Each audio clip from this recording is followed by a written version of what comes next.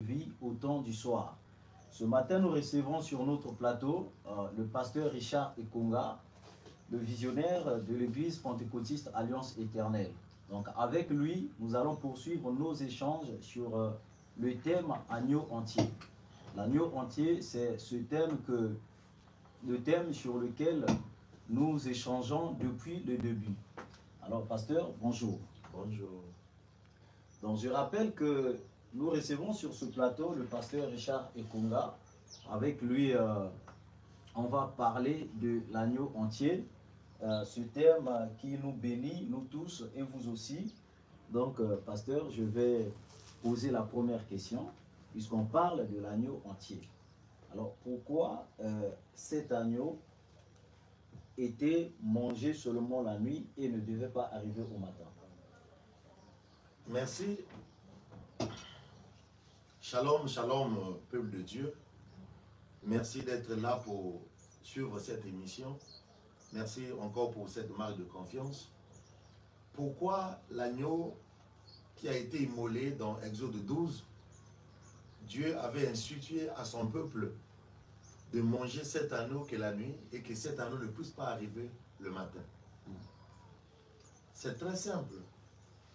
Le but de cette émission est d'éclairer les enfants de Dieu sur certains non-dits de la Bible. Ce qui est comme ombre, on doit emmener ça à la lumière des Écritures. Parce que je dis toujours dans cette émission, en façon générale, la parole de Dieu a deux facettes. Il y a les logos et il y a le rhéma. Les logos, c'est la parole écrite. C'est ça la lettre. Ce qu'on lit, comme tout le monde. Et l'autre facette de la parole de Dieu, c'est le rhéma. C'est ça l'esprit, qui est la révélation de Dieu. Voilà pourquoi la Bible, on ne doit pas lire la Bible comme un journal. On doit méditer la parole de Dieu par rapport à l'inspiration du Saint-Esprit pour comprendre la parole. Voilà pourquoi je vous avais dit, avant de méditer la parole, prends d'abord le temps de prier et de dire à Dieu, je vais connaître tes profondeurs et comprendre ta pensée. Aide-moi à comprendre les portions des Écritures que je vais lire aujourd'hui. Écoutez, peuple de Dieu, pourquoi l'agneau doit être mangé que la nuit? On ne doit pas manger l'agneau le matin. Et ça doit finir la nuit. C'était tout simplement pour ne pas mélanger la nourriture spirituelle et la nourriture ordinaire. Comment ça, pasteur? C'est dans Jérémie. Ah oui. C'est dans Jérémie 15, 19. Il faut séparer. On doit lire, merci. Jérémie chapitre 15 au verset 19. Écoute la pensée de Dieu. C'est pourquoi ainsi parle l'Éternel. Si tu te rachètes à moi, je te répondrai et tu te tiendras devant moi. Il a commencé, si tu te rachètes. Or là, l'agneau est venu pour racheter le peuple de Dieu qui était vendu par le péché de leur grand-père Abraham en Égypte. Donc, il faut racheter le peuple. Il faut libérer le peuple. Si tu sépares ce qui est précieux de ce qui est vil, tu seras comme ma bouche. C'est à eux de revenir à toi, mais ce n'est pas à toi de retourner vers eux. C'est prophétique. Voilà pourquoi lorsque Israël a appliqué ça, ce n'est pas Israël qui était revenu en Égypte, mais c'est Pharaon avec son armée qui poursuivait les Israélites. Or, auparavant, ils ne faisaient pas comme des enfants d'Israël. Ils pensaient que c'était un peuple faible. Mais lorsqu'ils ont arrivé de vivre selon les instructions de Dieu, parce que cet agneau ne doit pas être mangé selon la manière dont l'homme a l'habitude de manger les aliments. Mais cet agneau doit être mangé selon les directives divines. Et l'agneau là doit être mangé la nuit. Ça veut dire quoi encore? C'est là où se cache le mystère. Voilà, la nuit nous représente le soir. Or, la Bible dit, nous sommes au temps du soir. Lorsque nous parlons de l'agneau entier, nous parlons tout simplement de la parole de Dieu. L'intérieur et l'extérieur de l'agneau. Donc, la parole écrite, ce qui est palpable et ce qui est spirituel. C'est dans la parole. Or, cet agneau doit être mangé seulement la nuit, pas la journée. Voilà pourquoi tu vas voir, la Bible dit dans l'Apocalypse, il est temps pour nous de manger cet agneau. C'est le moment que les pasteurs sont là, les gens sont là à prêcher la parole. Parce que nous sommes au temps du soir pour préparer l'église. Mais le temps arrivera. Lorsque les gens vont chercher la parole, il ne verra plus la parole. Il n'y aura plus de prédicateurs. Parce que l'agneau a été déjà consommé le soir. Donc si tu veux vivre bien le jour, il est temps de manger déjà ton agneau. Mais pasteur, permettez-moi de rebondir sur quelque chose que vous venez de mentionner.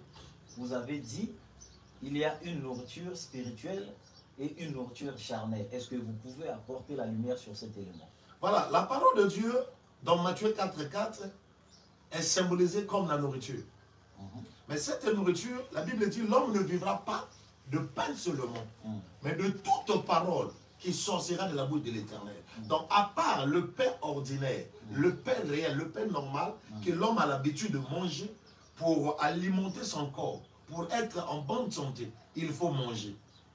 Ça, c'est faire manger le côté physique. Tu as l'appétit, tu manges. Mais aussi le côté spirituel. Il y a aussi la nourriture aussi spirituelle. La nourriture spirituelle, ce n'est pas comme la nourriture qu'on mange le jour. Or, il était question de l'agneau. Si l'agneau arrivait la journée, il allait mélanger ça avec leur manioc, comme les Congolais. Il allait mélanger ça avec le pain qui a un peu de levain à l'intérieur. Or, cet agneau doit être mangé avec le pain sans levain. C'est la parole de Dieu. Dieu ne voulait pas le mélange. C'est même ce qui détruit les enfants de Dieu aujourd'hui. Lorsque tu es un chrétien, tu crois à la parole de Dieu. Mais ne mélange pas. C'est même ça l'agneau entier. N'ajoute rien. La parole de Dieu est telle que nous la lisons. Si nous avons des révélations à éclairer les gens dans la parole de Dieu, que les Écritures interprètent cette révélation.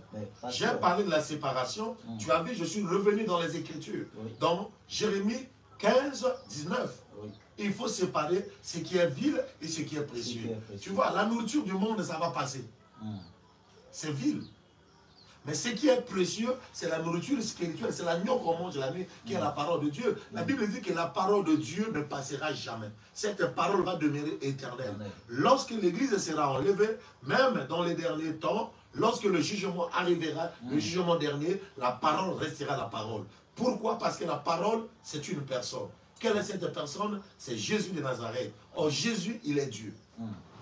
Mais, pasteur, pourtant, avant que Dieu puisse recommander ce repas aux enfants d'Israël, quand ils mangeaient dans leur quotidien, ils mangeaient leur nourriture avec du pain avec le levain. Mais cette fois-ci, Dieu interdit que le pain que vous allez manger, vous n'allez pas mettre du levain. Et pourquoi cette différence, pasteur? Il a dansé que tous ceux-là qui ont apporté l'évangile, qu'il les a envoyés avant lui, cet évangile-là, il y avait un peu de levain. Parce que ceux-là qui apportaient cet évangile, ils étaient des pécheurs. Ils avaient toujours des rapines. Tu vas voir la marche de tous ceux-là qui sont venus avant Jésus. Chacun avait des faiblesses.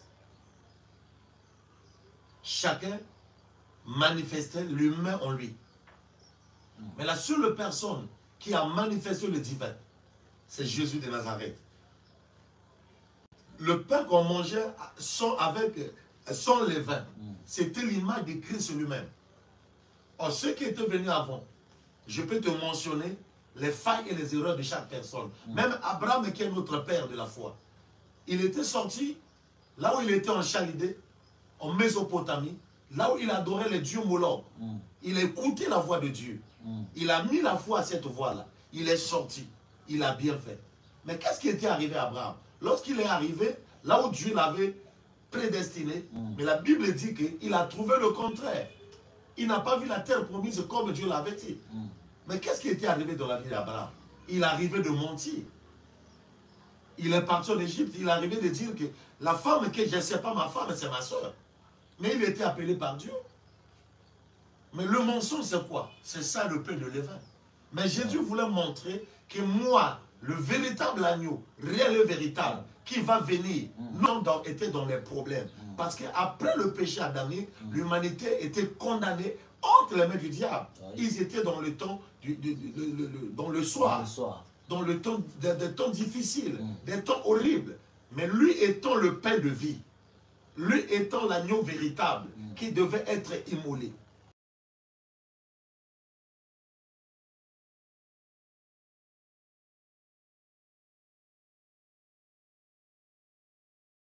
À la croix de Golgotha. Il est venu, en lui, il n'y avait pas de levain. Parce qu'en Christ, il n'y avait pas de péché. Donc le levain dont la Bible parle, où le Seigneur parle, représente précisément quoi, pasteur? C'est le péché, c'est le mal, c'est la fausse doctrine. Je dis ça dans cette émission chaque jour. Le levain, c'est la fausse doctrine, c'est ça le péché. Un peu de levain fait lever la pâte. Ce qui détruit la marche chrétienne, la vie chrétienne, c'est la vie du mal. Merci. Merci, pasteur. Donc, bien-aimés, partagez cette émission, partagez à vos amis, vos frères, l'entourage, pour faire la propagation de l'évangile, parce que c'est ça la mission. Le pasteur fait sa part, nous et vous faisons également notre part, donc partageons l'émission auprès des nôtres. Alors, pasteur, Dieu va encore dire quelque chose ici, sinon présenter un principe à Moïse. Parce qu'il dit que la préparation de cet agneau était spéciale, spécifique, particulière. C'est que cet agneau ne devait pas être bouilli, mais rôti. Pourquoi seulement rôti? Pourquoi seulement rôti? Ah, merci Seigneur. Dieu, il y a des choses cachées là. Dieu ne voulait pas que la préparation de cet anneau doit passer par l'intermédiaire. Mais alors qu'il pouvait laisser aux enfants d'Israël la possibilité de faire la préparation par leur propre manière, leur propre façon. L'agneau doit être passer par le feu, doit être en contact du feu. Il ne doit pas avoir le contact du feu au travers de l'eau. Donc l'agneau là doit être cuit directement avec le feu. Le feu symbolise les perfections de Dieu. Ça symbolisait que cet agneau qui doit être immolé, c'est un agneau sans défaut, sans tâche. Le feu nous révèle la perfection. Voilà pourquoi Dieu a réservé de juger le monde par le feu. Pourquoi le monde est jugé? Parce que le monde est dans le péché. Mais celui qui doit juger le monde, il doit être parfait. Voilà pourquoi l'élément du jugement dernier, c'est le feu. Est-ce qu'un pécheur peut condamner un pécheur? Parce que vous avez la même vie. Voilà pourquoi l'homme pécheur était incapable de libérer l'homme pécheur. Il fallait un homme sans péché qui était que la parole, la Bible nous dit, la parole s'est faite chair, qui n'est que le Seigneur Jésus que Jean 1 nous parle. Il est venu dans ce monde sans péché et c'est lui qui est arrivé de libérer l'humanité. Je peux te donner l'exemple. On m'a lié les mains et les pieds.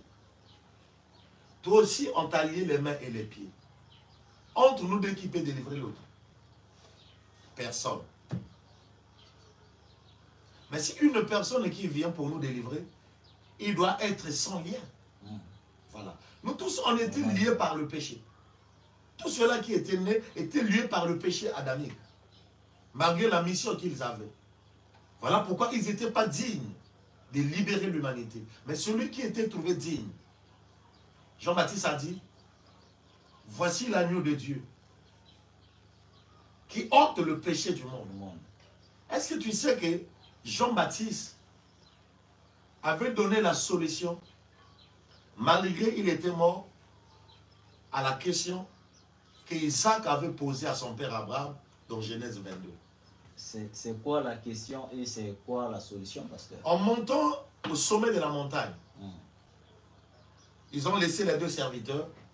Ils se sont retrouvés le père et le fils, Isaac et Abraham. Isaac a dit à son père, Père, voici le feu, voici le bois, voici le couteau. Mais où est l'agneau pour le La montagne, il sera pourvu. Mais arrivé au sommet de la montagne, la Bible dit, lorsque Abraham a lié son fils, Isaac, il a étalé sur l'autel, il a élevé sa main pour couper sa tête. Une voix a parlé au ciel. Abraham, n'avance plus ta main sur ton fils. Là, je suis dans Genèse 22. J'invite ta foi. Tourne derrière toi, regarde dans le buisson. Il y a un bélier qui est attaché par ses cordes. Prends ce bélier-là, offre-la à la place d'Isaac. Est-ce que Isaac avait demandé le bélier? Non. Isaac avait demandé l'agneau. En réalité, à Momorija, la question d'Isaac n'avait pas eu la réponse. Et beaucoup de siècles sont passés. C'est Jean-Baptiste qui était venu donner la réponse à la question d'Isaac. Lorsqu'il a vu Jésus, il a dit, voici l'agneau de Dieu qui ne couvre pas. Parce que le sacerdoce aronique, là où Aaron était le souverain sacrificateur, il portait le sang des boucs des animaux, c'était pour couvrir le péché. Et cela dans Hébreu, ça se faisait une fois par année. Et après une année, les mêmes péchés revenaient. Donc il faut prendre encore le sang des animaux et les emmener encore là-bas pour faire l'aspersion sur le propiatoire pour demander le pardon du péché du peuple. Donc c'était devenu comme un système chaque année. Qu'on doit apporter le sang. C'est parmi les raisons que le Seigneur était né dans une crèche. Pourquoi la place que Marie devait mettre au monde dans l'autel était déjà occupée? Parce que surtout ça, pourquoi seulement dans une crèche? Pourquoi dans une crèche? C'est symbolique. Dans une crèche là-bas, c'est là où on héberge des brebis. C'est là où on héberge des animaux. C'est pour vous montrer, il est venu étant un agneau réel et véritable. Il a commencé sa vie d'être né dans une crèche. C'est pour vous dire, à partir d'aujourd'hui, la mort des animaux pour le pardon du péché du peuple, ça s'est arrêté. Je suis sorti comme l'agneau réel et véritable. Une seule fois, je veux rentrer dans le lieu très saint pour arrêter ce système de faire couler le sang des animaux. Donc Dieu aussi a pris compte aussi des animaux. Il a arrêté leur mort pour couvrir les péchés du peuple. Lorsque Jean-Baptiste l'a vu, il a dit, voici l'agneau de Dieu qui ôte le péché du monde. Il n'était pas venu pour couvrir, mais il est venu pour ôter. Ça veut dire qu'enlever pour toujours. Voilà pourquoi le péché n'a plus le pouvoir dans la vie de tous ceux-là qui ont la foi en Christ. Si tu continues comme ça là, cela veut dire que on doit d'abord éprouver ta foi. Et c'est là que Jean-Baptiste a donné la réponse à la question de cet homme Isaac. Malgré Isaac qui était déjà parti, mais sa question, c'est Jean-Baptiste qui avait donné la réponse. J'aimerais dire à quelqu'un, pour ouvrir cette parenthèse, frères et sœurs, toi qui me suis en ligne, tu es Isaac. Peu importe le niveau que Dieu peut t'emmener, n'oublie jamais l'état que tu étais sur l'autel à Momorija, que ton propre père voulait te sacrifier. Mais c'est le ciel qui a intervenu pour que tu sois libéré. Isaac, même si tu es élevé, n'oublie pas l'état que tu étais sur l'autel. La plupart de nous, on sait l'état que Dieu nous a pris. Mais lorsqu'il nous élève, parce qu'on oublie les faibles commencements. N'oublie jamais les faibles commencements. Demeurez reconnaissant de la faveur que Dieu nous a fait d'être ce que nous sommes aujourd'hui. Merci. Merci, pasteur, pour ce message fort, ces révélations charismatiques qui nous bénissent, qui bénissent le peuple de Dieu. Vraiment, ceux qui vous suivent sont bénis par ces révélations. Alors donc, bien aimés, je vous rappelle encore que partagez vraiment cette émission prenez soin de partager ce message. Ne le gardez pas. Prenez vraiment soin de le partager parce que c'est pour le bien du corps de Christ, le bien des enfants de Dieu. Donc, pasteur, tout à l'heure, vous avez mentionné le temps du soir, que il a fallu que l'agneau soit sacrifié pour que les enfants d'Israël puissent bénéficier de leur sortie, puissent sortir de l'Égypte. Mais à l'heure actuelle, nous également, nous vivons au temps du soir. Alors, comment est-ce que le peuple de Dieu aujourd'hui doit faire pour vivre sa sortie? Si tu veux vivre sa sortie, c'est même le but de ce thème. Ah. Donc mange ton agneau entier. Ah. Ce qui a permis à Israël de traverser le temps du soir et de vivre leur délivrance. Parce qu'au temps de la nuit, ils avaient immolé l'agneau. La chair de l'agneau leur a servi de nourriture. Mais le sang de cet agneau leur a servi d'être protégés. Donc si tu veux traverser la nuit, de ne pas avoir les ennuis du malin et de sortir sain et sauf, d'aller là où Dieu avait préparé pour nous et l'habitude de manger l'agneau en ce temps de la fin. Cela veut dire soit un lecteur de la Bible, soit quelqu'un qui doit méditer la parole de Dieu, et la vie de prière, et la vie de l'église, soit à l'église pour écouter l'enseignement et la parole que les hommes de Dieu prêchent. Parce que c'est notre mission. Merci, pasteur. Alors, pasteur, je vais lire un verset. C'est dans Exode 12, le verset 41. La Bible dit ici, au bout de 400 ans, le jour même, toutes les armées de l'Éternel sortirent du pays d'Égypte. Alors, pasteur, ma question est de savoir comment est-ce qu'en un seul jour, tout a pu changer pour les Israélites. Et pourquoi Dieu les appelle à ce moment les armées de l'Éternel. Ils ont vécu plus de 400 ans, 430 ans comme ça, en train de souffrir, de traverser le moment difficile. Mais en un seul jour, tout a basculé. C'est une bonne question.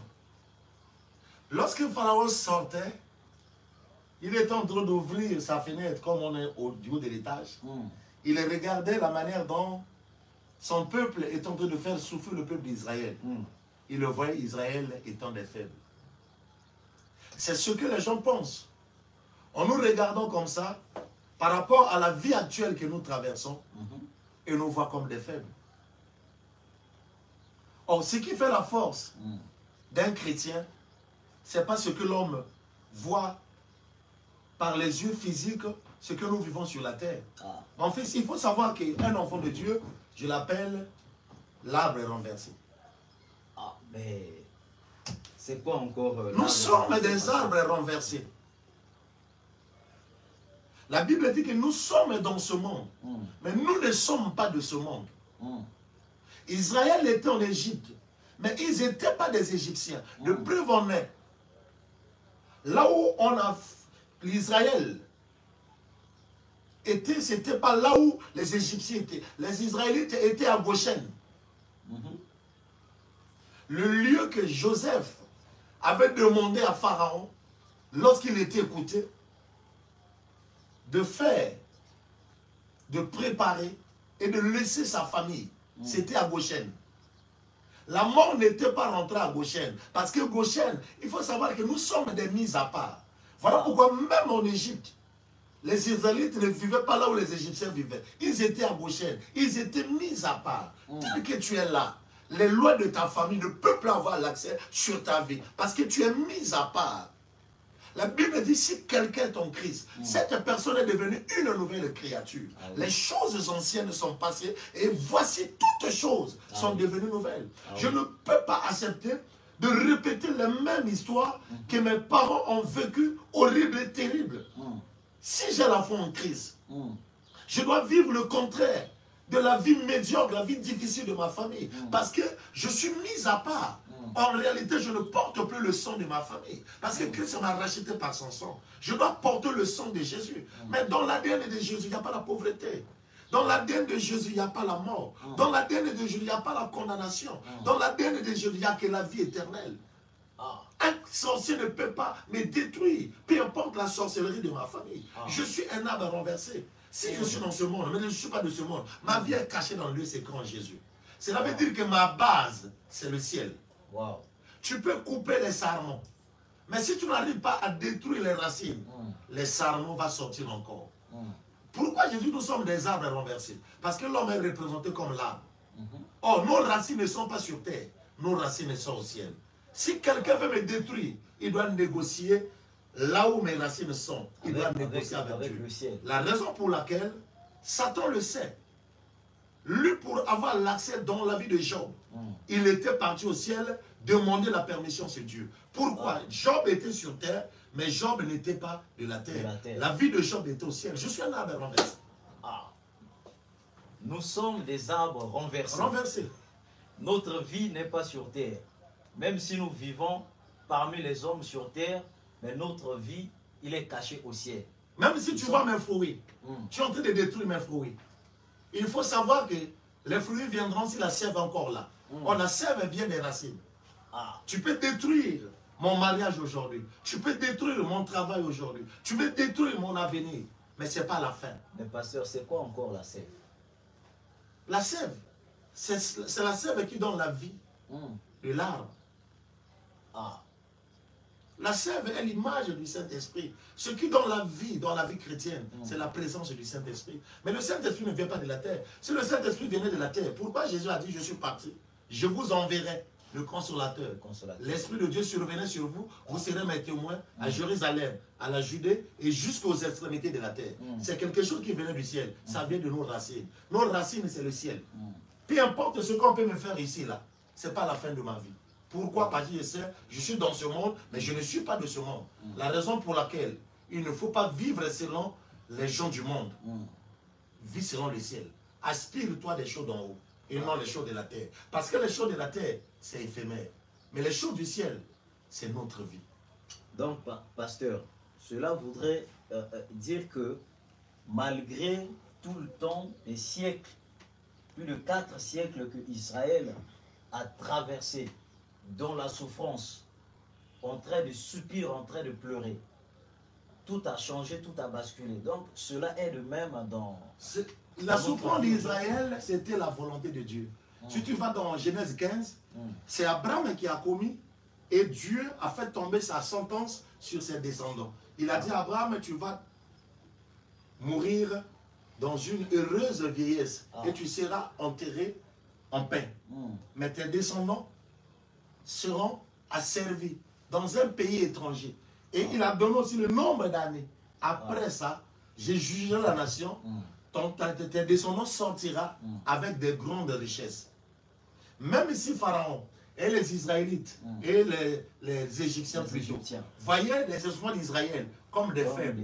Mais Dieu appelait sa nation, Dieu appelait sa nation des soldats. Il les appelait l'armée de l'Éternel. Pourquoi? Parce que l'état de leur faiblesse, en ce moment-là, c'est Dieu qui a fait sortir ça. Mais Dieu connaît la vraie valeur qu'il avait mis dans la vie de ses enfants. Voilà pourquoi lorsqu'ils sont sortis en Égypte, ils n'ont pas utilisé des armes. Mais Pharaon les a libérés. Ça peut dire qu'aujourd'hui tu peux souffrir. Mais si Dieu décide que c'est aujourd'hui-là qu'il va arrêter toute ta souffrance en une seconde, l'homme peut dormir pauvre et se réveiller riche. L'homme peut dormir malade et se réveiller en bonne santé. L'homme peut dormir sans enfant et se réveiller avec la grossesse. Tout dépend de Dieu. Le destin de l'homme est entre les mains du Seigneur. Si la cloche du ciel a sonné, la terre, personne ne peut encore retenir. La Bible dit que notre Dieu vit au ciel. C'est lui qui a le dernier mot dans la vie d'une personne. Le temps est arrivé que l'Église puisse savoir si Israël ont fait beaucoup d'années, mais Dieu leur a libérés en un seul jour. Il y a quelqu'un qui a déjà vécu 400 ans dans la souffrance ici? Non. On a que quelques nombres des années. Donc si Dieu décide de te changer, la manière dont il a changé les 430 ans, il leur a changé En une seule nuit, Mm. il peut changer Ta la bascule. vie d'un homme de Dieu, la vie d'un enfant de Dieu en quelques secondes. Voilà pourquoi je dis toujours un enfant de Dieu à sa bombe et à retardement. Ah, un enfant de Dieu aux abombes et à retardement. Et le pasteur a dit, le destin des enfants de Dieu n'est pas ici, mais se cache entre les mains de Dieu. Pasteur, je vais revenir sur le fait que Dieu a appelé les enfants d'Israël par les armées de l'Éternel. Comment ça fait-il qu'un peuple qui était affaibli, un peuple médiocre selon Pharaon, et l'Éternel vient pour les appeler les armées de l'Éternel? Est-ce que vous pouvez dire quelque chose aux enfants de Dieu? Oui, il y a quelque chose à dire là. Lorsqu'on parle des armées, la force de l'armée, c'est quoi? Lorsqu'on voit l'armée, on fait l'allusion à des armes. Ah oui. Donc nous sommes des armes de Dieu. La Bible dit nous sommes les flèches dans le carquois du berger. Or Christ, il est le bon berger. David a dit, l'Éternel est mon berger. Dans Psaume 23, je ne manquerai de rien. Nous sommes les carquois, donc nous sommes des flèches dans ce carquois du berger. Or le berger, c'est Dieu lui-même. Or nous sommes comme des flèches. Or la flèche c'est quoi? C'est l'arme. Voilà pourquoi il appelle Israël son armée. Aujourd'hui, on connaît Dieu. Aujourd'hui, les gens qui défient Dieu, ils sont tombés à cause de quoi? À cause des enfants de Dieu. Il y a un combat là-bas, on ne voit pas Dieu. Mais Dieu, on le voit au travers des hommes. C'est comme une nation est défendue par son armée. Nous sommes l'armée de l'Éternel. Nous défendons notre nation. Et quelle est cette nation? C'est la nation céleste. Et quel est le chef de cette nation? C'est Dieu lui-même. Or, nous sommes son armée. Pasteur, donc les ennemis des enfants de Dieu sont en danger. Ils sont en danger. En réalité, lorsqu'on combat une nation, le combat est contre son armée. Mais en réalité, c'est le combat de la nation. Lorsqu'on combat les enfants de Dieu, en réalité, on ne nous combat pas. On combat notre Dieu. Mais comme on ne le voit pas, ce combat-là est acharné sur nous. Mais il n'arrivera pas à nous atteindre parce que chaque armée est dotée, telle que nous sommes. Si tu vas dans Éphésiens, on ne ploue pas des armures. Dieu nous a déjà équipés. Dieu nous a donné les armures. On a des casques du salut, on a l'épée de l'esprit qui est la parole de Dieu, on a le zèle qui donne l'évangile de paix, on a le bouclier de la foi. Nous sommes bien préparés. Nous sommes l'armée de l'Éternel. Merci. L'armée de l'Éternel, on est bien équipé. On a toutes les armes possibles avec nous. Amen. Ce sont là les mots du pasteur. Donc, bien aimé, là où tu te trouves, si tu as bien suivi le pasteur, tu as bien écouté les révélations, tu ne vas plus à partir d'aujourd'hui se faire des soucis par rapport à ce que tu traverses. Alors, pasteur, nous sommes arrivés pratiquement au terme de notre mission.